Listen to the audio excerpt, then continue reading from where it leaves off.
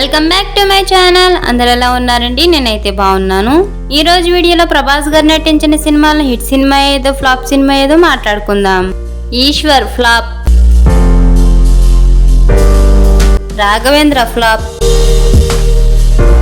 వర్షం block buster, అడవి రాముడు ఫ్లాప్, చక్రం ఫ్లాప్, ఛత్రపతి బ్లాక్ బస్టర్, పౌర్ణమి యావరేజ్, యోగి flop, Munna average, Bujjigadu flop,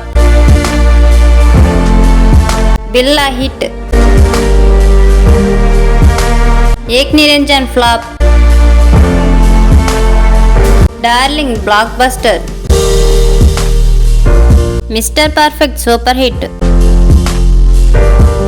rebel flop, మిర్చి block buster, Baahubali industry hit,